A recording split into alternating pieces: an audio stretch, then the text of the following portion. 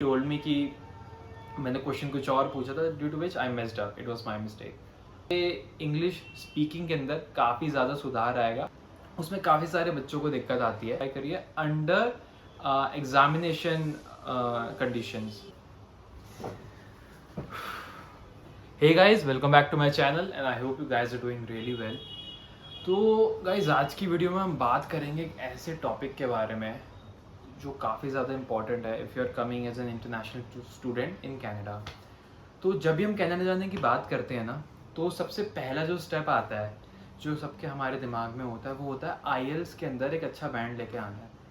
IELTS की आपको full form पता होगी, आपने वीडियोस भी देखी होंगी, आपको पता होगा कि एक इंग्लिश प्रोफिशिएंसी टेस्ट है जो आपको देना पड़ेगा ताकि आप कनाडा की गवर्नमेंट को दिखा सको कि भाई अगर आप बाहर जाके पढ़ रहे हो तो आपको समझ आएगा कि बंदा क्या बोल रहा है, प्रोफेसर क्या बोल रहा है, या फिर आप हैंडल कर पाओ वहाँ पे बाहर मामला। तो गाइज, मैं अपनी बात करता हूँ। मैंने आईएल्स 2 बार ही दिया है। मैंने जब पहली बार ही दिया था, ऐसी बात नहीं कि मेरे बैंड बुरे आए थे, बट एक्चुअली मेरे प्लान्स में चेंजेस हुए और मैंने सोचा कि 1 साल एक्सपीरियंस लेके फिर जाते हैं। तो जब मैंने पहली बार ही दिया था आईएल्स, तब मेरे बैंड आए थे ओवरऑल 7, एंड जब मैंने दूसरी बार ही दिया तो मेरे बैंड्स आए हैं 7.5। तो अब जब मैंने रिसेंटली आईएल्स दिया है तो मेरे बैंड्स थे 6.5 in speaking and writing. Actually speaking के अंदर कुछ दिक्कत हो गई थी।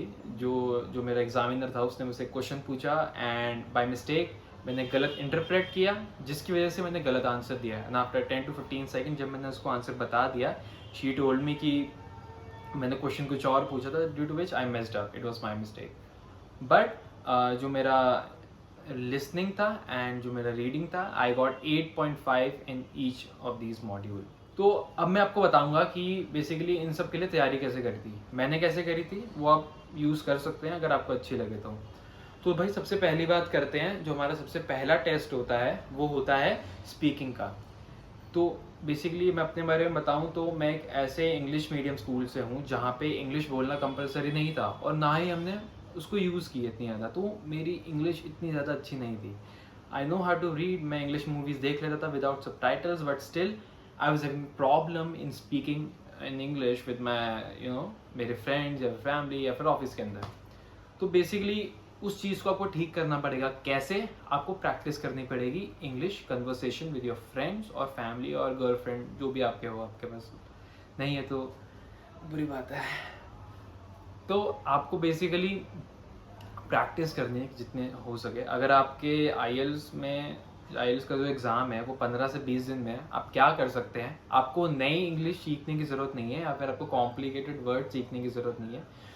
जो आपको इंग्लिश आती है उसको आप रिफाइन करो, उसको आप ऐसी बनाओ कि आप नॉर्मल वर्ड्स के अंदर भी आप बंदे को बता सको, सामने वाले एग्जामिनर को, कि आप बोलना क्या चाहते हो।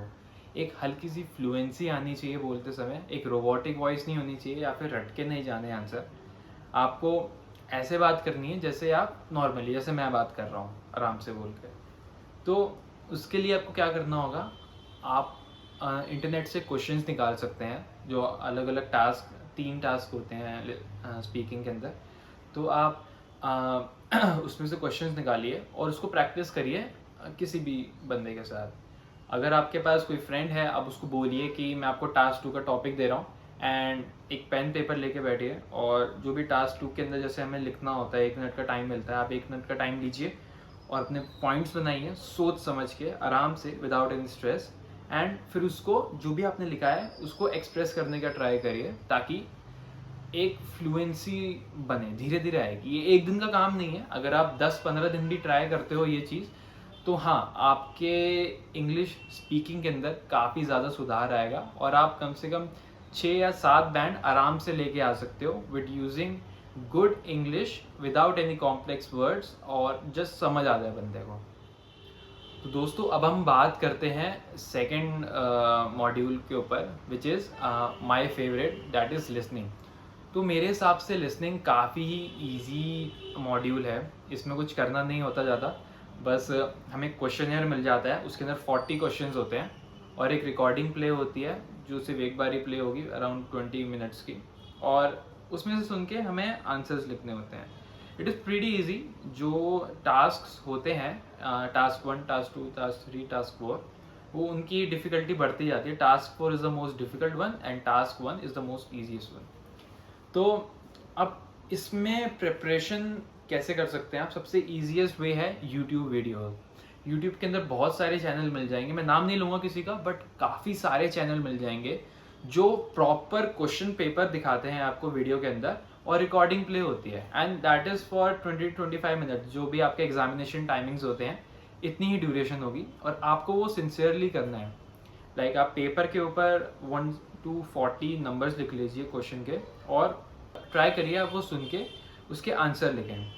आई think this is the one of the best ways to prepare. मैंने यही किया था, and I got 8.5 in listening, which is really easy, trust me. अभी जब तक करिए जब तक आपके 35 आउट ऑफ 40 नहीं आते, और आपकी प्रिपरेशन बहुत आराम से हो जाएगी लिसनिंग के अंदर।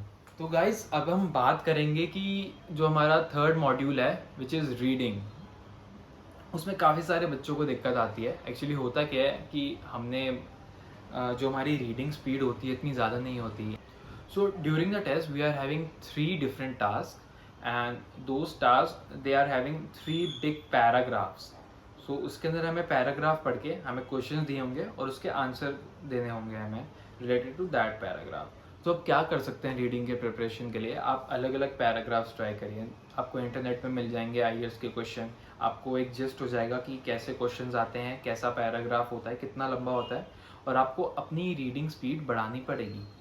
अगर आपको कुछ वर्ड समझ नहीं आते, आप उसको सर्च करिए गूगल पे, अपनी वोकैबलरी हल्की सी बढ़ाइए, क्योंकि बचपन से most of the student they are not into reading books, and reading books help a lot in increasing your reading speed. So आपको क्या करना है, अगर आपके पास आईएलटीएस की बुक आई है, आप उसको पढ़िए। उसके अंदर 4 पेपर होते हैं, और उन चारों को सॉल्व करने का ट्राई करिए अंडर एग्जामिनेशन कंडीशंस। लाइक अगर आपको 1 घंटा मिलता है तो 1 घंटे के अंदर ही वो 3 पैसेज करने हैं, उससे ज़्यादा नहीं। So that is for the reading part. ये भी हो जाता है, it is easy. And one more thing, जितने भी आंसर्स होंगे रीडिंग के अंदर, they will be inside of the passage. आपको कुछ बाहर से नहीं आएगा, ना अपनी सोच से लिखना है। अगर रीडिंग के अंदर पैसेज के अंदर कुछ गलत भी लिखा है तो वही उसका आंसर है। अपना खुद से दिमाग मत लगाइएगा, जो भी आंसर्स हैं वो उसी के अंदर होंगे। So that is for reading. And अगर आप ये करते तो आपके ईजिली मेरे ऐसे 8.5 आए थे, आपके भी आ सकते हैं। तो गाइज अब हम बात करेंगे सबसे ज़्यादा डिफिकल्ट तो नहीं, बट हाँ इसमें मार्क्स कम आते हैं लोगों के, that is the writing module of IELTS. So writing में क्या होता है, हमें 2 टास्क मिलते हैं। एक ग्राफ बेस्ड होता है, जिसके अंदर हमें ग्राफ या फिर कोई सी भी जो अगर पिक्चर होगी तो उसका डिस्क्रिप्शन लिखना होगा इन अराउंड 150 और 200 वर्ड्स। एंड जो सेकंड टास्क होता है वो होता है एक पैसेज लिखना होता है हमें, और around 250 words, and that is the most highest weightage passage, highest weighted task. So इनकी प्रिपरेशन के लिए आपको क्या करना होगा, आपको पहले समझना पड़ेगा कि आईएलटीएस में चाहिए क्या। मैं आपको यहाँ पे दिखा दूंगा कि कैसे types of sentences they expect you to write in during the examination. बहुत सारे टाइप्स होते हैं, simple, complex, multi complex, I don't know the name, but हाँ उसके अंदर आपको काफ़ी सारी चीज़ें यूज़ करनी पड़ती है। अच्छी वोकैबलरी, आपको क्वेश्चंस वाले सेंटेंसेस लिखने पड़ते हैं, आपको कनेक्टर्स यूज़ करने पड़ते हैं डिफरेंट सेंटेंसेस को जोड़ने के लिए।